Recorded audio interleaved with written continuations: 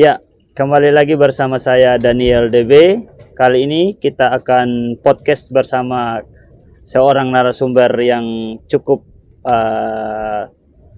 terkenal di Sumba, dan kali ini kita sudah kedatangan tamu kita nih. Bagaimana kabar kakak? Puji Tuhan, kabar baik. Iya. Sebelum kita mulai podcast kita yang pertama ini, mungkin kakak bisa perkenalkan diri dulu supaya penonton bisa kenal kakak ini.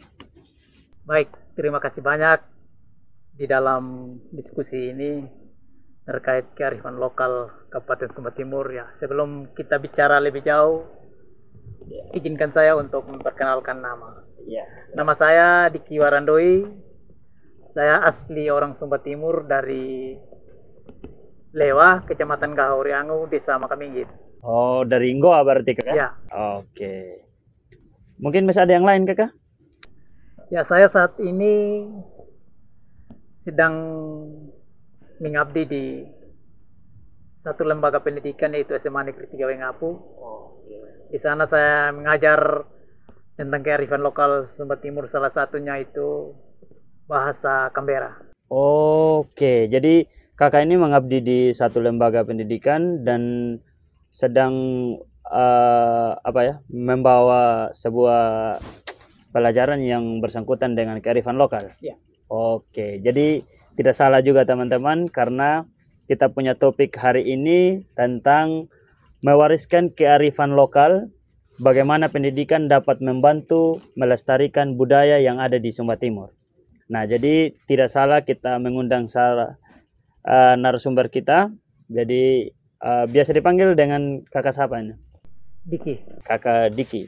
Nah, untuk lebih gampangnya nanti teman-teman kalau bertemu di jalan bisa sapa kakak ini. Oke, selamat datang kakak di podcast TV Tanah Marapu. Ini merupakan podcast pertama kami untuk membawa narasumber.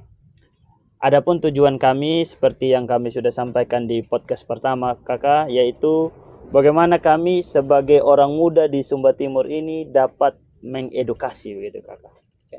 Jadi kami sangat berterima kasih juga kakak sudah mau datang lewat percakapan kita yang cukup singkat dengan beberapa hal yang menjadi pertimbangan, menjadi ucapan yang sangat berarti buat kami ini kakak. Nah, hari ini kakak kita akan membahas topik yang sangat penting, yaitu mewariskan kearifan lokal, bagaimana pendidikan dapat membantu melestarikan budaya Sumba Timur. Ya. Bisa dijelaskan secara singkat mengapa budaya itu sangat penting kakak? Ya, di Sumba Timur ini tentunya sebuah kabupaten yang memiliki identitas, yaitu budaya itu sendiri. Nah, kenapa budaya sendiri sangat penting? Karena memang kita orang Sumba ini, khususnya Sumba Timur, sudah lahirnya dari sana. Jadi budaya itu adalah kebiasaan yang kita tidak bisa lupakan dan kita harus wariskan kepada generasi kita. Nah, kemudian bagaimana pendidikan dapat membantu kearifan lokal di lembaga lembaga pendidikan. Yang pertama bagi saya harus memiliki integrasi, yang di dalamnya itu integrasi kurikulum, di mana kurikulum itu harus dirancang untuk mata pelajaran lokal itu di daerah itu harus kita ajarkan kepada generasi kita, terlebih khusus di lembaga pendidikan. Saya kira itu. Oke. Jadi menurut kakak terintegrasi ini mungkin dari tingkat yang paling rendah, kemudian naik lagi sampai intinya semua jenjang pendidikan yang ada di Sumba ini, khususnya Sumba Timur, wajib gitu ya? Ya. Oke. Jadi kakak juga menjelaskan bahwa sangat penting melestarikan atau mewariskan kearifan lokal ini ya. Ya. Oke kakak. Jadi dari situ saya dapat satu kesimpulan ini kakak, bahwa memang di Sumba Timur ini perlu juga seperti yang kakak sampaikan tadi, bahwa mewariskan itu bukan lagi tugas orang tua, saudara, tetapi pendidikan pun perlu itu ya. Jadi Bahkan kalau kita punya harapan, tidak saja hanya lembaga pendidikan, ya, tetapi bagi semua, contohnya tadi pertama lembaga pendidikan, penggiat budaya, masyarakat. Artinya ini harus menjadi satu kesatuan dalam mempertahankan budaya kita ini, yang di dalamnya ada kearifan lokalnya. Oke kakak, itu sangat memotivasi saya juga sebagai orang yang ada di Sumba, khususnya Sumba Timur. Bagaimana saya saat ini juga pengen melakukan hal itu. Mungkin saya juga punya impian ini kakak ya, mungkin sedikit sharing, dimana saya pengen kalau di Sumba Timur itu ada satu wadah atau tempat di mana kita bisa salurkan budayanya kita begitu. Ya, salah satunya kalau kita mau lihat ini tari-tarian.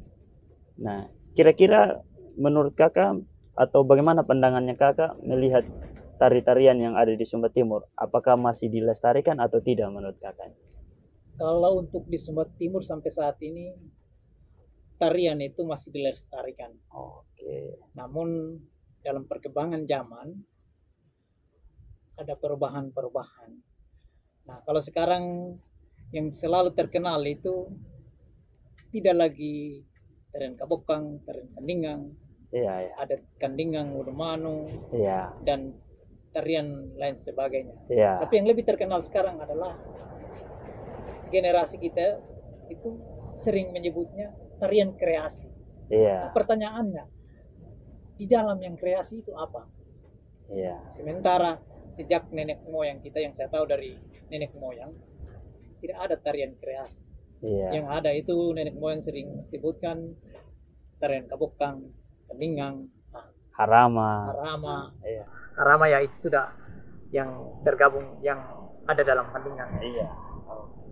Nah, maksud saya itu kakak, sebenarnya kita perlu untuk ada wadah itu tadi yang saya bilang. Kita ibaratkan mungkin Sumba Timur punya satu tempat di mana tempat itu menjadi rumah bagi para penari. Nah, mungkin kayak contoh kita omong, kalau seandainya ya, mungkin di taman kota tiap minggu ada pameran tari-tarian, atau di Suembak itu menjadi ajang tiap minggu ada sekolah buat kegiatan, buat event. Ya intinya dikasih tanggung jawab setiap sekolah 1 bulan sekolah ini, 1 bulan sekolah ini menampilkan tari-tarian gitu. Itu sangat bagus sebenarnya kalau ada di Sumba Timur kakak ya. Ya memang harapannya seperti begitu. Nah dengan harapan itu ya tinggal bagaimana kita bergerak. Yang bergerak itu kita tidak mungkin paksa orang yang tidak hobi. Iya betul sekali. Kita harus mulai dari yang hobi dulu. Nah soal tadi bagaimana nanti kita harus adakan kegiatan, contohnya ya seperti festival setiap bulan mungkin. Ya yang lalu bulan Januari. Oh ya, bulan. Pas peresmian Suembak itu memang harapannya seperti itu. Saya sempat diskusi dengan orang pariwisata bahwa mereka akan adakan setiap event. Oke. Mereka bilang setiap malam minggu. Ya kita berharap ini nanti bisa terrealisasi. Nah, kalau itu terrealisasi maka generasi muda kita atau generasi kita yang masih duduk di bangku SD, SMP, SMA ini dengan sendirinya mereka akan belajar, akan tahu, oh ternyata pentingnya budaya seperti itu. Betul. Nah, selain di Suembak itu, kita juga bisa kreatif. Kita tergabung dalam sebuah komunitas itu ya. Itu kembali kita bilang tergantung kita hobi atau tidak. Ya. Tapi kalau kita gabungkan semua dalam satu komunitas itu untuk siapkan satu tempat yang memang itu berat. Tetapi dengan kolaborasi semua pihak untuk melakukan suatu event yang berkaitan dengan kearifan lokal Sumba Timur, saya pikir itu bisa. Ya, berarti itu menjadi, saya juga baru tahu. Jadi ini menjadi apa? Informasi yang sangat penting juga buat saya, di mana itu sesuai dengan ide yang muncul di pikiran saya sebagai anak muda, dan menjadi harapan juga dari yang kakak sebutkan tadi dari pemerintahan. Itu sangat baik kalau sampai terrealisasi, itu sangat baik sekali kakak. Nah, berikut di sini dalam konteks pendidikan formal ya kakak ya, seperti di sekolah-sekolah bagaimana budaya Sumba Timur itu diajarkan kepada siswa, apakah ada muatan lokal yang spesifik mengajarkan atau tidak? Ya, kalau di Sumba Timur ini ada yang sudah spesifik. Oke. Berarti sudah ada kakak ya? Contohnya sejarah, peribahasa. Itu kalau kita bicara dia punya buku-bukunya. Nah, cuman kita kembali tadi, kurikulumnya itu belum mengatur dengan baik. Belum 100% bahwa di setiap daerah itu harus mengadakan pelajaran yang berkaitan dengan kearifan lokal. Tapi ini sudah ada kakak ya?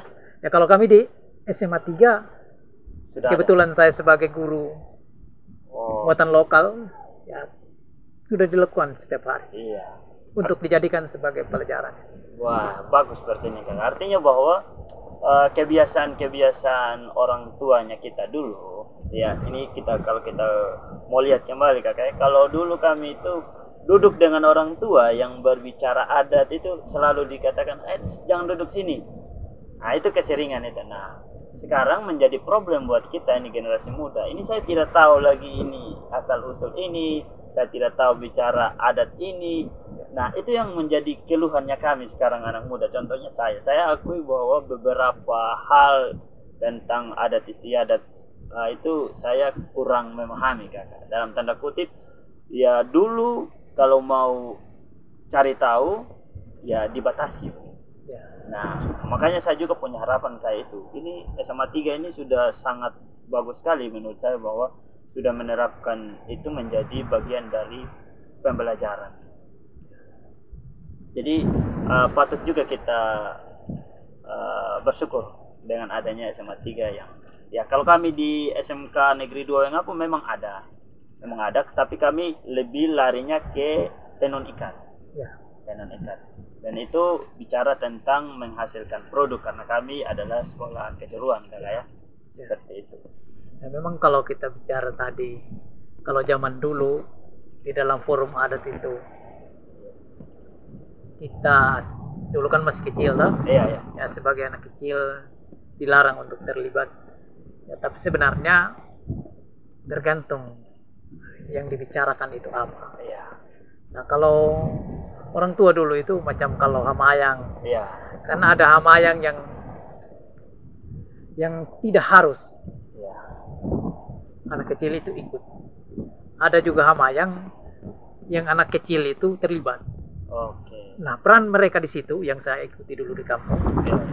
Peran anak kecil di situ, mereka tukang pegang ayam. Iya. Nah, artinya itu di situ sudah dilibatkan anak kecil. Artinya di budaya Sumba itu, adat Sumba itu ada beberapa memang yang anak kecil tidak boleh ikut, ada juga yang anak kecil harus ikut. Ya. Iya. Memang itu ada juga, hanya mungkin beberapa tempat kurang memberikan kepercayaan itu. Tetapi berdasarkan informasi ini berarti dulu orang tua kita juga sudah melakukan yang namanya transisi ya kakak ya. Oke.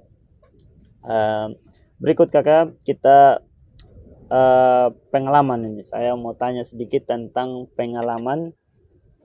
Mungkin kakak punya pengalaman pribadi atau bagaimana pendidikan non formal bisa melestarikan budaya Sumba Timur. Kalau tadi yang formal, sekarang yang non formal. ya bagaimana pendidikan non formal itu melestarikan budaya, ya itu tadi kita kembali dengan berkolaborasi dengan semua komunitas, Ya. pecinta budaya atau penggiat budaya, Iya. dengan masyarakat yang punya hobi, Iya. saya pikir itu akan terlaksana. Betul. Nah, komunitas-komunitas itu kalau berkolaborasi, maka saya pikir kita akan menciptakan bagaimana itu generasi kita yang mungkin saja selama ini tidak mencintai budaya, mereka akan mencintai budaya. Betul. Ini sebenarnya tergantung siapa yang mau memulai ya. Ya, karena kebanyakan ya terkadang ya kita diskusi banyak hal, tapi eksekusinya itu kurang. Betul. Nah, kalau saya orangnya prinsip, diskusinya sedikit, tapi eksekusinya itu yang banyak. Betul. Entah itu dia sudah sesuai atau tidak, kita coba dulu. Betul. Kalau kita tidak coba, maka Ya. kita tidak akan tahu kelebihannya di mana. Iya, betul. Itu saya akui itu karena kita saja sampai berbicara di sini nih mulai dari diskusi ringan dan akhirnya kita memulai ini Kakak ya. Nah, dan yang berikut juga, komunitas ini kita akan menjadi bagian bagaimana mengurangi fokus generasi muda kepada perkembangan teknologi. Betul. Teknologi sekarang memang bagus, dia bergerak begitu cepat. Nah, itulah yang membuat generasi kita sekarang ini dan kita juga yang sebagai generasi muda tidak lagi kembali melihat kita punya budaya. Kita lebih fokus sudah dengan kemajuan teknologi. Nah, dengan tadi berkolaborasi dengan semua komunitas itu yang mencintai budaya itu, yang pelaku budaya itu, saya pikir kita akan mengurangi fokus generasi kita ke teknologi, mungkin ya pemanfaatan teknologi yang tidak penting. Betul. Sambil minum Kakak. Ya. Sambil minum. Memang ini berat memang. Kenapa saya bilang berat? Karena tidak sama kita bicara hari ini, kita selesaikan hari ini. Butuh waktu memang. Nah, kenapa saya bilang berat tadi? Karena zaman hari ini kita sudah masuk di era globalisasi itu yang bergeraknya sangat cepat. Ya. Jadi susah untuk kita mengembalikan pemikiran generasi kita itu Iya. ke arah budaya. Iya. Berarti perlu yang namanya sinergi nih Kakak ya, antara pendidikan formal dan non formal. Ya. Kolaborasi ini tentu kedua-duanya itu sangat-sangat membutuhkan, saling membutuhkan ini ya. Ya. Jadi bagaimana pendidikan formal membutuhkan masukan dari yang non formal, begitupun yang non formal membutuhkan masukan dari yang formal Kakak ya. Ya. Ini kan tidak hanya soal formal dan non formal. Ya. Yang kita harus lakukan juga dalam berkolaborasi itu dengan pemerintah daerah. Iya. Artinya pemerintah juga punya andil yang sangat besar untuk ini ya.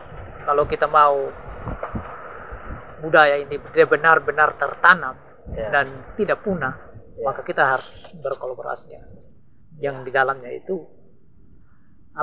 pemerintah. Karena yang punya andil lebih besar itu adalah pemerintah. Iya. Mungkin lewat dinas pariwisata. Oh. Jadi lewat dinas pariwisata ya Kakak ya. Memang itu juga yang menjadi pertanyaannya kita.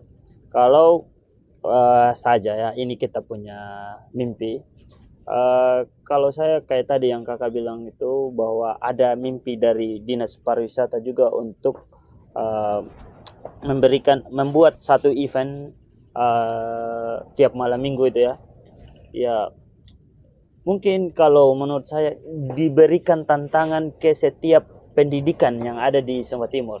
Dalam hal ini mungkin oke lah kita bicara karena ini lingkup kita lihat dulu di kota, kita coba kasih tantangan. Contoh SMA 3, kasih tantangan SMA 3 bulan ini SMA 3 kelola, contoh ini kita contohkan Kakak, kelola Swembak. Bagaimana dia akan menampilkan apa saja yang bersangkutan dengan budaya. di Suembak contoh. Jadi sebelum bulan itu berarti SMA 3 sudah persiapan. Nanti bagaimana kolaborasi itu menghasilkan value apa saja, nilai apa saja, bisa itu berupa materi atau apa saja. Intinya bahwa ini kalau sudah melibatkan sektor pendidikan, saya jamin pasti ini ada kolaborasi yang sangat saling menguntungkan, baik pemerintahan, pendidikan yang non formal maupun yang formal. Kalau itu terjadi, menurut saya biar bagaimanapun teknologi berkembang, Sumba tetap akan menjadi Sumba, menjadi punya ciri khas yang menarik menurut saya. Kira-kira kakak setuju tidak itu? Kalau saya setuju. Setuju juga. Selagi kita bertujuan untuk budaya yang tetap bertahan dan maju kembali, pikir saya setuju. Nah, kenapa saya bilang demikian? Orang sering mengatakan Jakarta adalah masa lalu, Bali adalah masa kini, dan Sumba adalah masa depan. Ketika ada pernyataan demikian bahwa Sumba adalah masa depan, bagaimana dengan saya? Saya siap tidak mempertahankan apa yang menjadi identitas Sumba. Jangan sampai kita ini hanya dengar cerita. Lalu ketika ada orang yang mau berkunjung ke Sumba, bukan lagi dia datang tiru sama kita, tapi kita lagi yang tiru dia sama itu orang. Nah, itu yang jadi susah. Betul. Makanya kita harus mulai dulu, kita perkuat dulu di internalnya kita terhadap khusus di Sumba Timur. Betul. Sejauh mana pemahaman kita soal budaya, soal kearifan lokal, itu saya pikir. Jadi kakak sangat setuju bagaimana itu tadi itu bahwa kita juga harus punya pemikiran yang terus menguatkan tentang budaya ini juga ya. Jadi dari percakapan kita ini kakak, saya sangat termotivasi juga, sehingga di sini mungkin tidak hanya menjadi percakapan yang habis untuk kita nikmati, tetapi semoga didengar oleh kaum muda, kaum orang tua, untuk dijadikan referensi, untuk kita juga belajar kembali, sehingga kita bisa satu tujuan bagaimana kita melihat Sumba ke depannya. Apakah Sumba harus bergerak mengikuti perkembangan zaman dan melupakan kita punya budaya, atau bergerak bersama perkembangan zaman tetapi budaya juga jalan terus. Nah, itu yang menjadi PR-nya kita nanti, bagaimana pemerintah melihat ini, pendidikan melihat ini, kita juga generasi muda melihat ini, dan sepanjang kita berharap, ya itu dia. Tentu kita punya harapan. Harapannya kita tentu akan berbeda-beda, tetapi saya yakin kita harus punya tujuan yang sama. Nah, untuk itu kira-kira apa ini harapannya kakak untuk Sumba ke depan ini terkait pembahasan kita bahwa pendidikan harus berkontribusi melestarikan atau melihat kearifan lokal ini. Kalau saya melihat Sumba yang akan datang, kita harus mulai memperkuat diri kita, menanamkan bahwa budaya ini adalah identitas yang tidak bisa dibayar dengan harga apapun. Kita tidak bisa keluar dari situ. Kita harus menyadari bahwa budaya ini di Sumba Timur, dia mempunyai nilai. Mungkin kalau kita nilai dengan uang, kita tidak akan tahu jumlahnya berapa. Betul. Tetapi bagi saya adalah nilai yang paling berharga. Ini budaya Sumba. Kita tidak bisa bilang budaya Sumba ini dia punya nilai yang sangat berharga. Oh, karena saya lihat itu, tidak. Tapi kenapa saya mengatakan demikian? Karena saya adalah orang Sumba dan saya lahir dan besarnya di Sumba. Jadi saya tahu budaya Sumba itu seperti apa, kearifan lokalnya itu seperti apa.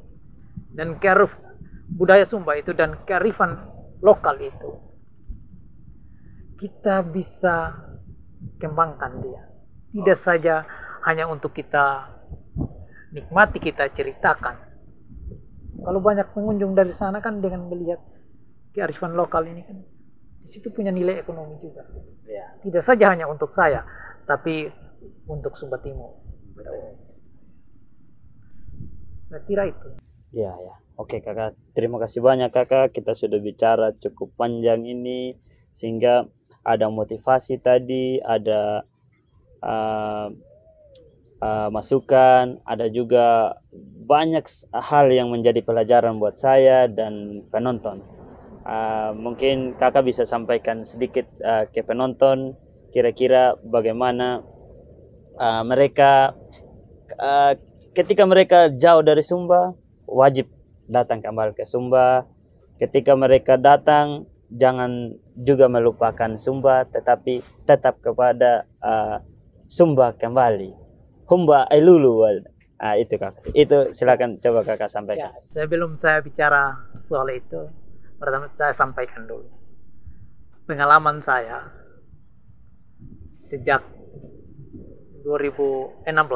Ya. Saya punya pengalaman yang paling berharga ketika saya tampil di satu panggung 2019 itu di Jakarta. Ya, ya. Nah, dalam tampilan saya itu dengan musik Jungga, Oke, dengan saya menyanyi. Ya, ya. Kami waktu itu kalau saya tidak salah itu 8 negara. 8 negara, Kakak? Ya. Ya. Di situ kami melakukan kegiatan yang namanya kolaborasi musik. Kolaborasi musik. Kolaborasi musik. Nah, di dalam kolaborasi musik itu semua musik ini hampir sama bunyi. Oh. Jadi mereka minta sama saya ikuti mereka punya musik. Ya. Saya coba main paling terakhir, saya tidak dapat mereka punya bunyi musik. Saya coba main dari tengah juga tidak dapat. Akhirnya saya bilang, saya tidak bisa imbangi kalian punya musik. Biar saya main jadi penentu yang pertama. Ya, ya. Jadi saya main yang paling pertama. Akhirnya mereka mengikuti saya. Oh. Akhirnya dapat. Nah, itu pengalaman paling berharga bahwa kearifan lokal Sumba Timur itu dalam hal ini khususnya musik tradisional Jungga Ya. mempunyai nilai tersendiri. Tidak ada yang sama. Mau musik apapun di dunia ini, Ya. bagi saya yang paling berbeda adalah musik tradisional Jungga. Ya. Selain dia punya bunyi, biaya pembuatannya juga paling kecil. Iya, ya. Waktu itu yang musik yang ada di situ. Tetapi menghasilkan suara Tetapi menghasilkan suara yang begitu merdu. Ya. Dan akhirnya saya terpilih sebagai pemain musik terbaik di situ waktu itu. Wow. Itulah pengalaman-pengalaman itulah sehingga kalau kita kembali tadi, para penonton, para generasi muda, ayolah, jangan kita tinggalkan kita punya kebiasaan, kita punya budaya kita. Sejelek-jelek apapun budaya kita bagi orang lain, itulah identitas kita. Jangan kita cintai kita punya budaya ketika orang lain mempromosikan di sana. Tapi cintailah kita punya budaya karena kita ini mempromosikan sendiri, karena kita mengakui. Iya. Itu kira-kira sehingga ke depannya marilah kita tetap terus berkolaborasi untuk kita mempertahankan budaya kita. Jangan sampai yang diartikan Sumba adalah masa depan, ya itu yang membuat kita berubah nanti. Tetapi kalau orang bilang Sumba adalah masa depan, mari kita harus jaga Sumba, jaga budayanya supaya tetap dikenal bahwa Sumba memang sangat indah. Kira-kira begitu. Oke. Kita sudah sampai di penghujung ini, Kakak. Terima kasih banyak, Kakak, sudah mau berkunjung di TV Tanah Marapu, Kakak. Siap. Semoga tetap sehat. apa yang menjadi harapannya kita. Semua tadi dalam pembahasan ini menjadi referensi yang sangat berharga buat masa yang akan datang, masa sekarang, bahkan seluruh yang menonton video kita ini. Salam hangat dari kami, kru TV Tanah Merapu. Salam bahagia, Kak. Ya, saya juga menyampaikan ucapan terima kasih sudah diundang di TV Tanah Merapu yang pertama kali. Siap, Kak. Harapan saya TV Tanah Merapu ini tidak hanya muncul ketika ada momen, Siap. tetapi muncullah setiap saat. Topik apa saja yang bisa didiskusikan yang berkaitan dengan Sumba atau Sumba Timur pada khususnya. Ya, tetap terbuka. Kalau saya tetap siap. Nah, kemudian juga apapun yang kita diskusi hari ini, jika jawaban saya, penyampaian saya kurang berkenan bagi penonton, bagi semua yang menonton, para generasi muda, dimanapun berada, saya mohon maaf sebesar-besarnya. Semoga diskusi selanjutnya kita bisa lagi menyempurnakan. Iya. Sekian dan terima kasih. Terima kasih banyak, Kakak. Terima kasih teman-teman sudah menonton podcast kami hari ini. Jangan lupa kalau ada yang salah tadi kami mohon maaf, dan bila ada saran masukan bisa kontak kami, dan bila ada teman-teman yang pengen duduk seperti kakak di sini bisa hubungi kami dan kami siap untuk melayani teman-teman. Terima kasih banyak. Salam. Yeah.